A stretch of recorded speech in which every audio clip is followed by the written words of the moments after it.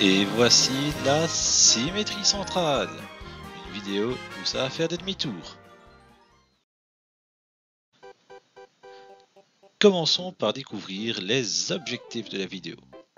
En premier, nous allons voir quelle partie de l'écart histo va nous être utile.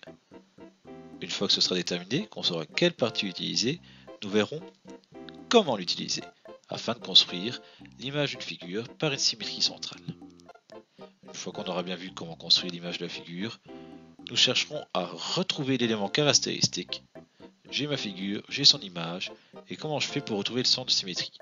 Alors là, attention, petit spoil, ça va vraiment être super simple. Un truc un peu de neuneux, tu vas voir, tu pourras pas te planter.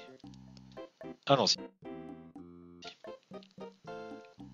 En premier, l'écart histo. Ici, sur notre bout de plastique triangulaire avec plein de lignes et plein de chiffres, on va vraiment pas avoir besoin de grand chose. En fait, qu'on va avoir besoin de quoi? Uniquement de la double graduation. Les chiffres qui sont d'un côté du 0 et les chiffres qui sont de l'autre côté du 0. Et d'absolument rien d'autre. Donc tout ce qu'il y a en bas de l'équerre, les différentes lignes parallèles, l'arc, les angles, tout ça, j'en ai pas besoin. Alors j'aurais pu prendre une latte avec une double graduation. Oui, effectivement, t'aurais pu. Mais l'avantage d'avoir l'équerre, c'est qu'on aura besoin pour toutes les transformations du plan. J'ai pas besoin d'autre chose. C'est un peu comme un couteau suisse. C'est ça l'équerre histo. Ok, donc juste la double graduation, et avec ça je me débrouillerai. Mais ça va. On peut passer aux constructions alors. Pour construire une symétrie centrale, je vais avoir besoin de quoi en premier? Attention, le voici, un centre de symétrie. Ici, mon petit point vert. Et à partir de là, il me faut quoi? Forcément, c'est bien beau d'avoir un centre de symétrie, mais si je veux construire quelque chose, il me faut en premier un objet. C'est le retour du triangle bleu. Cet objet, on se rappelle bien, il est constitué de points reliés entre eux. Ces points, je les ai nommés avec des lettres, on a déjà discuté du fait que les nommer avec des noms, c'était franchement plus embêtant. Et à partir de là, qu'est-ce que je vais faire? Première chose, je vais essayer de me rappeler ma théorie.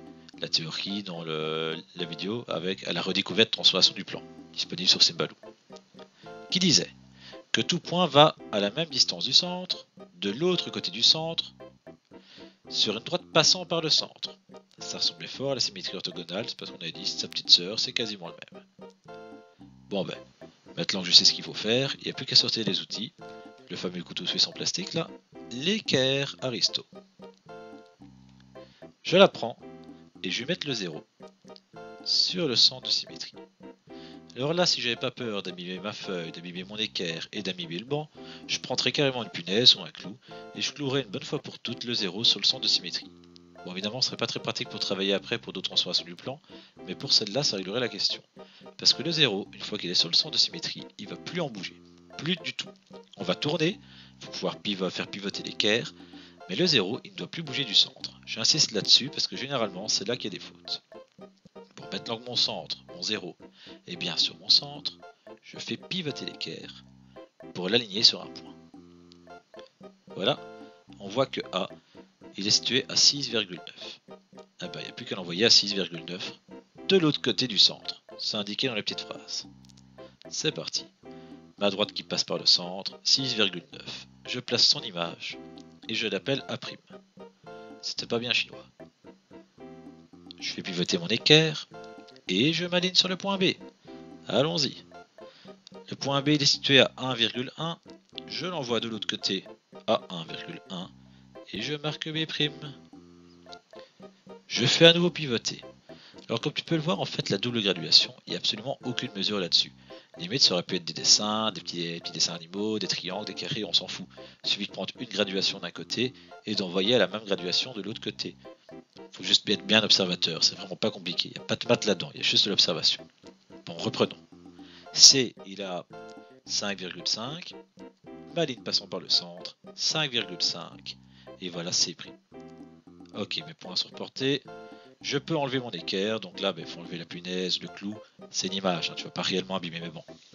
T'enlèves ton équerre parce que t'en as plus besoin. J'ai mes 3 points. Je les relie. Et voici mon triangle jaune-orange, image de mon triangle bleu. C'est tout beau, tout joli, et c'est tout fini. Troisième et dernière partie, la recherche de l'élément caractéristique.